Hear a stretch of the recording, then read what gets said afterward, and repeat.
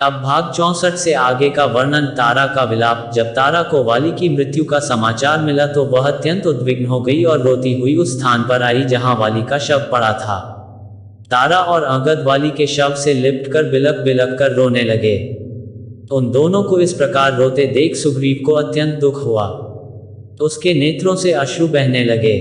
तारा वाली से लिपट कर विलाप कर रही थी, हे आर्यपुत्र, आप जैसे पराक्रमी वीर की राम ने छिप कर हत्या करके अत्यंत निंदनीय कर्म किया है। हे नाथ, आप मौन होकर क्यों पड़े हैं? आप अपने पुत्र अंगद को किसके सहारे छोड़ गए?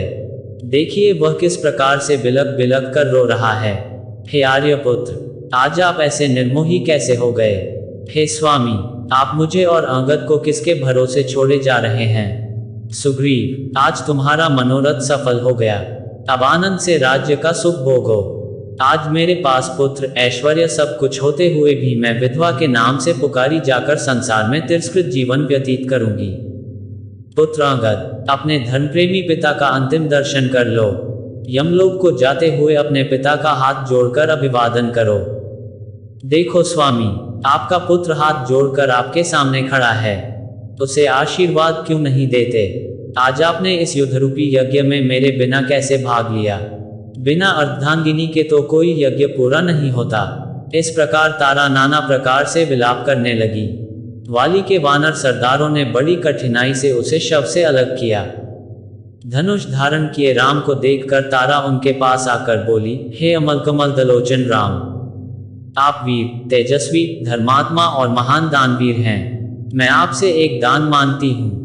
जिस बाण से आपने मेरे पति के प्राण लिए हैं उसी बाण से मेरे प्राण भी हर लीजिए ताकि मैं मरकर अपने पति के पास पहुंच जाऊं। मेरे पतिदेव स्वर्ग में मेरी प्रतीक्षा कर रहे होंगे। तारा के मर्मस्पर्शी शब्दों को सुनकर रामचंद्र बोले, तारा, तेरा इस प्रकार शोक और विलाप करना व्यर्थ है। सारा संसार परमात्मा के द्वारा बनाए गए विधान के अनुसार चलता है। विधाता की ऐसी ही इच्छा थी, ये सोचकर तुम धैर्य धारण करो। अंगद की कोई चिंता मत करो, वह आज से इस राज्य का युवराज होगा। तुम्हारा पति वीर था, वह युद्ध करते हुए वीरगति को प्राप्त हुआ है। ये तुम्हारे लिए गौरव की बात है। शोक तज कर रोना बंद करो। रोने से दिवंगत आत्मा को कष्ट पहुंचता है। इस प्रकार राम ने तारा को अनेक प्रकार से धैर्य बंधाया। फिर वे सुग्रीव से बोले, हे वीर, तारा और अंगद को साथ ले जाकर अब तुम वाली के अंतिम संस्कार की तैयारी करो।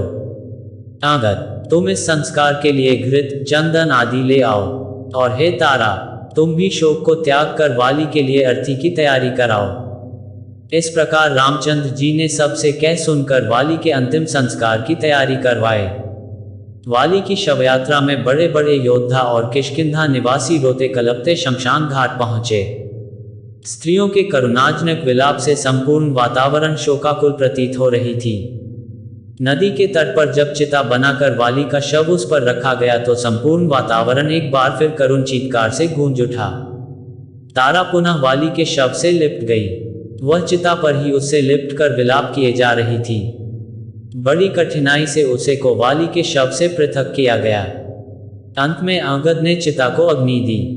जब वाली का शरीर पंचतत्व में विलीन हो गया तो श्री रामचंद्र जी ने लक्ष्मण, सुग्रीव, अंगद एवं अन्य प्रमुख वानरों के साथ मिलकर उसके लिए जलांजलि दी।